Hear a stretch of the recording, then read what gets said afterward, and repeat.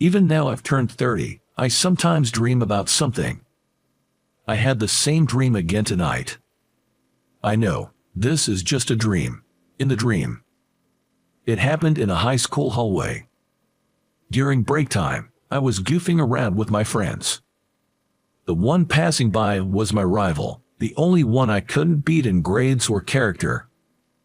I'm responding to a classmate who approaches me with a gentle expression.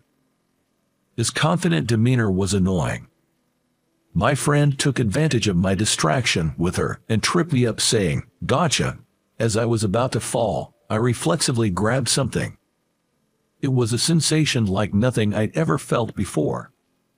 It was soft, warm, and too big to fit in my hand.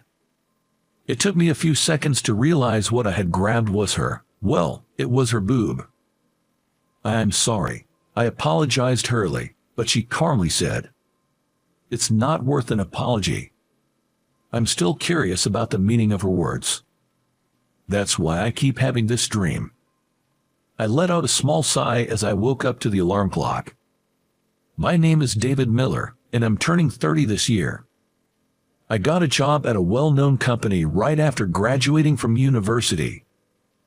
I was assigned to the system management department. It's a department that takes on the entire system management for the company. The work is rewarding, and I also got a beautiful girlfriend. My perfect life isn't something that just started recently. I was perfect from the moment I was born. Born into an old family, I was raised without any hardship. From the time I became aware of the world around me, I was told that I was handsome, excellent in school, athletic, and tall.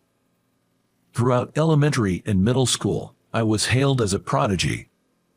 It can't be helped that I misunderstood that I was highly competent because of how I was raised. In fact, I was a person with no faults. However, a turning point came when I entered high school. For the first time, I met someone who I might lose to. She is the honor student Thoroughly. She was excellent not only academically, but also athletically. The big difference between her and me was her popularity. Unlike me, who was immature in character, she was already complete. There was hardly anyone who disliked her in school. She always had a gentle expression on her face. I was not good at her. Her name was Ashley Brown. She always had her shoulder-length hair tied back in one. I still vividly remember the pleasant smell of her shampoo whenever she walked by. When I found out she was applying to the same college as me, my competitive spirit ignited like never before. The college we were aspiring to was among the most challenging. I swore to myself that I would make up for all the times I'd lost in the past right here. Swearing to myself, I hit the books like never before. I was so relentless in my studies, not allowing myself a single mistake, that my parents would worry and suggest, "How about taking a break?" Once, she spoke to me after she found out we were applying to the same college. "David, I heard you're applying to the same college. Let's do this together." I felt embarrassed when she flashed me her sparkling smile. She said she brought some candy, and she left a strawberry-flavored one on my desk before she returned to her own seat and looked out the window. There was a hint of melancholy on her side profile. I think this was about 3 days before the exam. On the day of the exam, I searched for her at the test center. Since we had all applied together from school, our candidate numbers should have been close. Proof of this was that my other friends had close candidate numbers. The seat 3 in front of me was empty. It was probably her seat. At first, I thought she was just running late. I was so concerned about her empty seat that, honestly, I couldn't concentrate on the exam. As a result, I couldn't focus on the exam and my college entrance exam ended. Of course, I passed. My desperate study for the entrance exam didn't let me down. But I felt betrayed by something more important. I never saw her again after that. She didn't show up at the graduation ceremony either. There were rumors that her father's company had been scammed and gone bankrupt. Apparently, they had left town in the dead of night, almost like they were on the run. She couldn't even think about college entrance exam. She must have noticed the situation of her family. I think the melancholy on her face as she looked out the window was because she knew that her happy student life was ending. Our paths would never cross again. I remember feeling incredibly lonely after the graduation ceremony, looking at her empty seat where no one sat. My life as a working adult has been smooth sailing. I stood head and shoulders above my peers and kept getting promoted. It felt easier than my student days, almost like a game. There was no one in the company who could compete with me. I think that's why I grew into an adult who completely took life for granted. I also got a girlfriend. Lily, known as the most beautiful woman in the office. She joined the company 2 years after me. From the moment I first saw her, I decided that she was the one for me. I wooed her on the day of the welcome party for the new employees, and we quickly started dating. I am thinking of getting married in the future, but lately, she's been pressuring me to get married, and I'm a bit taken aback. Around this time, it was decided that the company's system would be completely revamped. After a series of competitive presentations, we finally decided on who we would hire to set up our system. It was not a large corporation, but a small IT company. Though small, the company outshined its competitors in their presentation. Apparently, they have a real hotshot system engineer. The representative of the company, a man named Stanley, showed up for our first meeting. He was a rather attractive man with a cool vibe, so much so that the women in our team were quite smitten. And the guy was good at his job. During the meeting, I was constantly amazed at how fast he could think so quickly. He said he would bring the person in charge for the next meeting, and that was the end of our first encounter. I assumed the person in charge would be the ace system engineer. I was excited to meet this person. They were apparently the same age as me, 30. I was excited, feeling like I was about to meet a worthy rival after a long time. The excitement was the same kind I felt when I was competing with Ashley Brown during our college days. When I saw who was coming to the meeting that I had been waiting for, I was so surprised, I thought my jaw was going to drop. I'm the person in charge, Ashley Brown. The person who showed up at the second meeting was her, the one who disappeared on the day of our college entrance exam. There was still a resemblance, but she was not the honor student she used to be. Her very short hair was dyed silver, and there were several piercings. The calm, gentle expression that was always on her face was gone. Oh, hi Miller, in charge of system management. We greeted each other as if we were meeting for the first time. When I handed her my business card, she took it politely. I don't have a business card because I'm a contractor. I'm sorry. Apparently, she was not a full-time employee. She introduced herself as a freelance system engineer. Stanley had asked her to work at his company. The meeting went unbelievably smoothly. She presented a flawless system proposal, and I couldn't find anything to question. Above all, her explanations were concise and easy to understand, appealing to people's senses.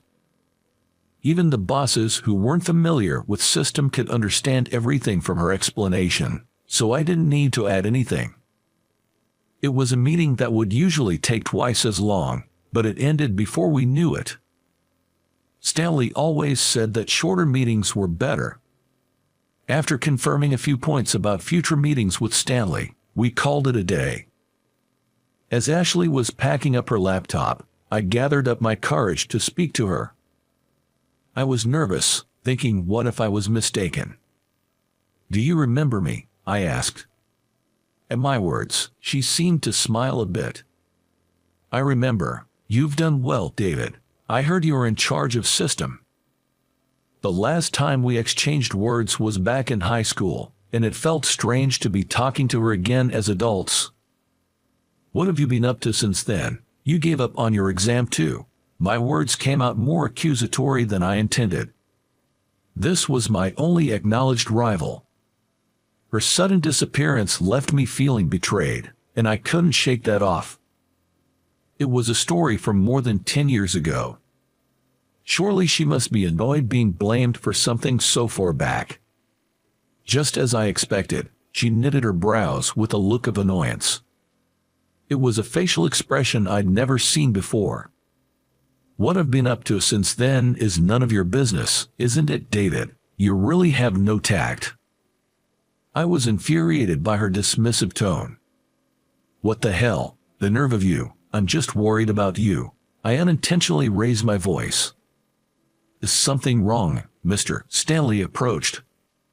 I didn't know what to say. What do you want to know, Miller? About my college situation? I couldn't go. I didn't even graduate high school. My highest level of education is middle school. Is that what you wanted to know? I don't need your concern. Don't make fun of me. She glared at me as she stated this clearly. The person I've cared about so much is a middle school dropout. I couldn't accept this reality at once. She was the only one I considered a rival. To be honest, there was even a part of me that admired her. Don't be ridiculous, Ashley. You've hit rock bottom like that. I knew my words were childish. But all I could do was berate and belittle her. Education, nonsense. You just have to work your way up with your abilities. Her words left me dumbfounded. I felt like I'd been hit back. It was as if my narrow-mindedness was being held up in front of me. While I was at a loss for words, she left the meeting room quickly. I could see Mr. Stanley whispering something to her. Her slender arm was briefly wrapped around Mr. Stanley's waist in response. Their natural interaction suggested that their relationship was more than just temp and employee. The Ashley Brown I knew no longer existed. In addition to feeling lonely, a strange sense of despair engulfed me. I realized that I had idealized Ashley. Meanwhile, despite my relationship with Ashley, the project was proceeding smoothly. I was gradually getting used to the fact that she was not the person I had idealized. In fact, everything went smoothly with her. She seemed to understand everything I was thinking, and she constantly met my expectations. It felt as if we had been together for many years. Hey, are you listening to me? Lily was pouting in dissatisfaction next to me. It seemed she had been absent-mindedly recalling something about Ashley during our cafe date on our day off. Honestly, I wasn't listening to Lily at all. Sorry, I'm just a bit tired from work. I tried to make an innocent excuse with a smile. Lily puffed her cheeks, looking displeased. Lily, who can be a little selfish, dislikes being put in second place. She's the type that won't be satisfied unless she is the top priority. I used to find that adorable, but today it's not charming at all. Hey, about that temp girl, the shady one with silver hair, I heard she dropped out of high school, LOL. Lily chuckled with a snobbish smirk. It seemed to be rumored in office. I've even had coworkers question whether it's okay to trust the main system to a high school dropout. Each time, I had to hold back my rising anger. I never thought that my girlfriend would say the same thing. It doesn't really matter once you're in the real world, right? If you've got the talent and the skills, that's what matters, I retorted. I had no intention of defending Ashley, but it came out sounding like I was. Lily didn't like that. She didn't like that I disagreed with her opinion. What, have you been charmed by her too, David? Weren't you the one saying anyone without a college degree is trash at the company? Come to think of it, there was a time when I said something like that. Now I realize how arrogant and foolish I was. In fact, high school dropout Ashley is still a few steps ahead of me. Apparently, she even dated Stanley. She eats men up and throws them away at her assignments, LOL. I couldn't hold back my anger at Lily's contemptuous remarks. What the hell do you know about Ashley? You happily spreading such vulgar rumors. You're the worst, I snapped. Normally, I don't raise my voice. Lily was taken aback. We rarely had fights since we started dating. But I just couldn't stand it when Lily made fun of Ashley. Why do I have to be scolded? Did I say something wrong? Lily's face, teary-eyed and glaring at me, looked disgustingly ugly. She might have not meant to be bad. I probably shared the same mindset with her all along. Sorry to interrupt. Isn't it a waste of time to fight over me? Suddenly, we were surprised by Ashley's voice coming from behind. She seemed to have been working at the cafe counter. She had her hoodie up, so I didn't notice Ashley at all. Come to think of it, this cafe is near Ashley's workplace. We were the ones stepping into Ashley's territory.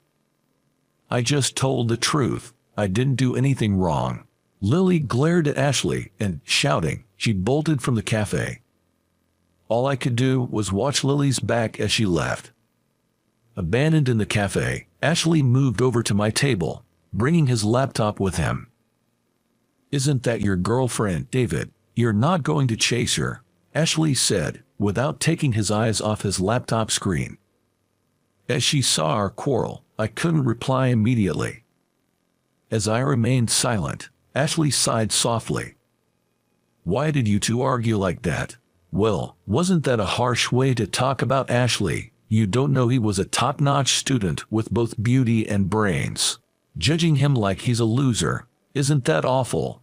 I felt strangely flustered as I was being questioned. I didn't do anything wrong. I just wanted Lily to understand that I was arguing with her to defend Ashley. But Ashley just stared at me with cold eyes. These were not the calm, bright eyes Ashley had back in our student days. They were unbelievably cold and dark. Do you think I'm happy about what you did? She said, her voice choked with suppressed anger. How can you speak so confidently without knowing anything? That was just for show. Is flaunting your own righteousness a male trait? My homeroom teacher in high school was like that too. It's ridiculous. Ashley began to talk about her past. She pretended to be a straight-A student in order to get a scholarship. Apparently, her family fell apart during middle school, and it seemed like Ashley was the one holding the family together. Of course, going to college was out of the question. Ashley had been aiming for a special scholarship. Considering her grades, she could get a scholarship from any college. She said she wanted to escape from her home as soon as possible.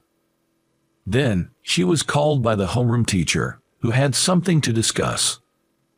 She was told to give her scholarship spot to another student and take the SAT, which made her doubt her ears. The homeroom teacher was smiling, satisfied with his decision. He didn't even notice Ashley, who was in despair right in front of him. Being forced to take the SAT, Ashley worked harder than ever. But all that effort was in vain, as her family had to run away in the middle of the night due to financial difficulties. There was no way she could take the SAT under such circumstances. Hard work pays off, huh? That's the word of those who were rewarded for their efforts. Ashley ended her story with this line. That's why, David, I get annoyed when I see you. You've been blessed since high school and you shine. Honestly, I didn't want to meet you. She slammed her laptop shut, crumpled up the 2 checks, and with a thin smile. Ashley left the cafe after quickly settling the bill, leaving me dumbfounded and at a loss for words.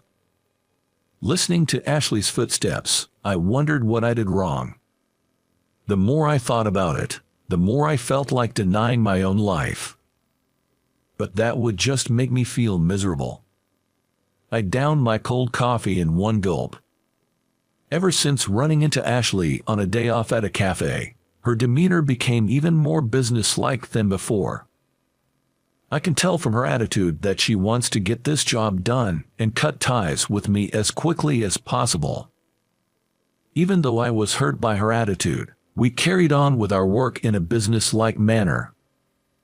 Mr. Stanley started to accompany her to meetings that she used to attend alone. There was no chance to speak with her one-on-one anymore. I could tell she was avoiding me completely. Her attitude began to irritate me, and I found it harder to concentrate on my work. To make matters worse, I reached my limit when I saw the two of them getting along so well during meetings. I heard rumors that they'd broken up.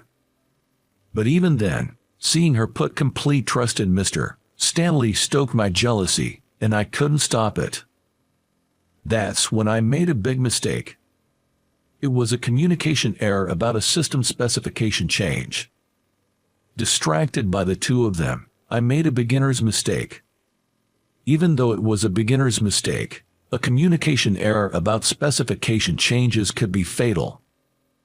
I'm sorry, I forgot to mention the specification changes during our last meeting. I realized my mistake when I was shown the developed system. As soon as I realized it, I broke out in a cold sweat and my heart began to pound. Mr. Stanley's expression changed quickly when he heard what I said.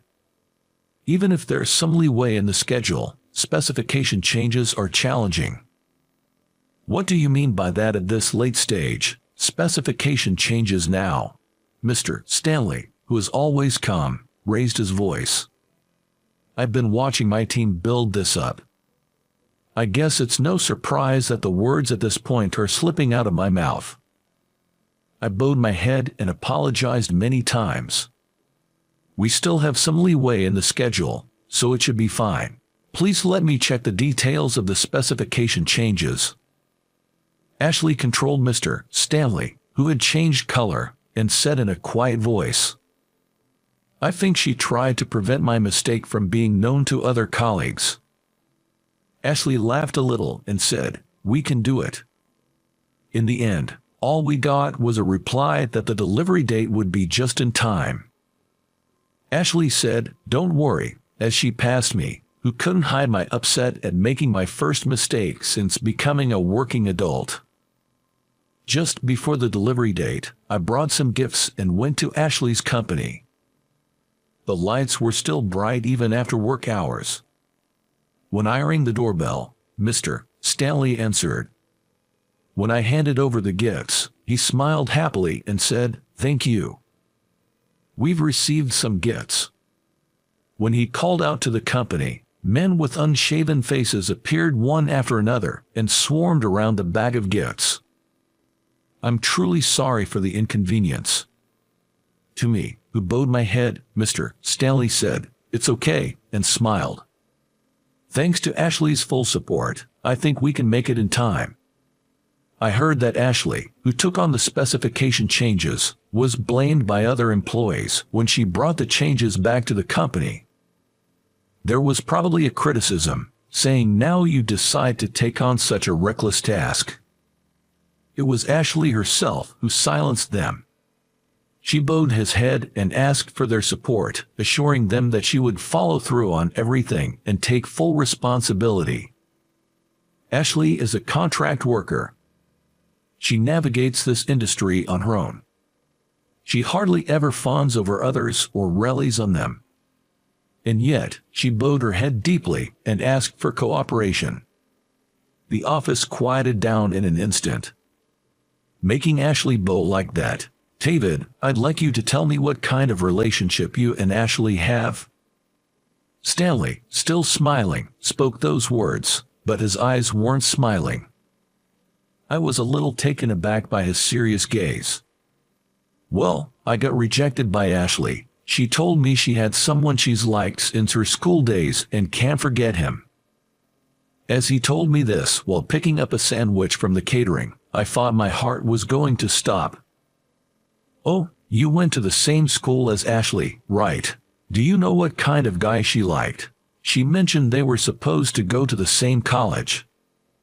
His teasing made me sit up straighter. I realized he was pushing me forward. She was talking about me. I responded lightly, and Stanley gave me a playful punch in the chest. Pointing to a door in the back, he informed me, "She's napping."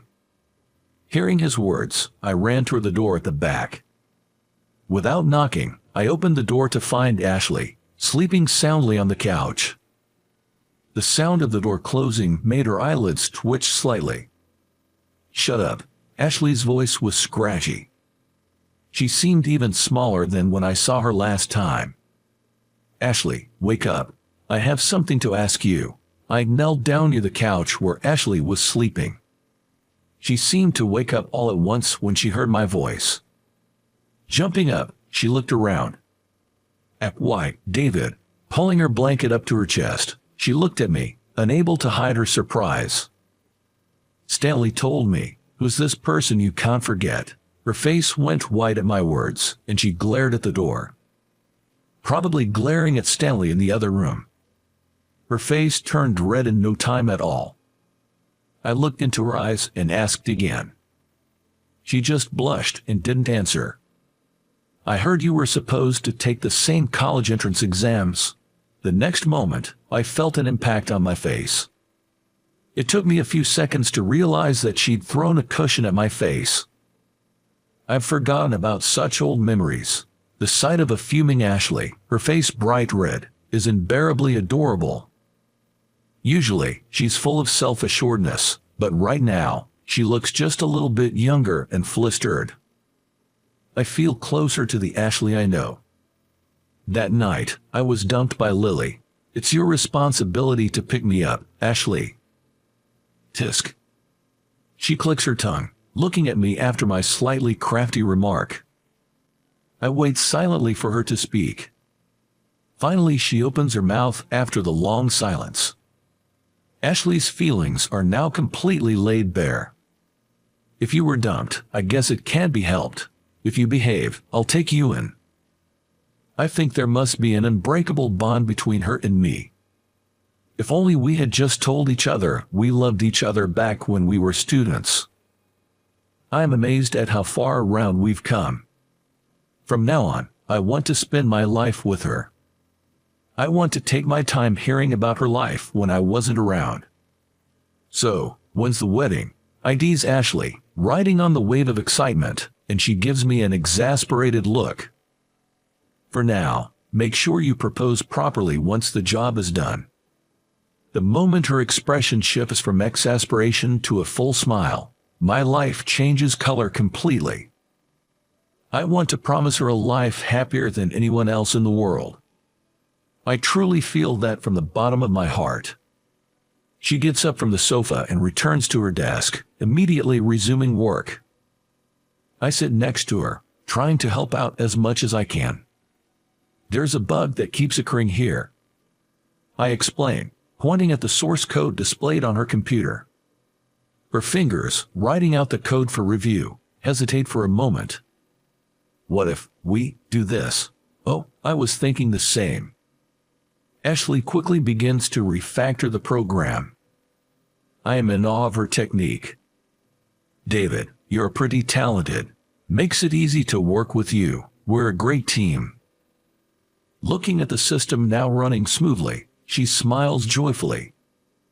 It was just like being back in our student days. The classmate who was the only one who could shake my feelings since high school soon became my wife.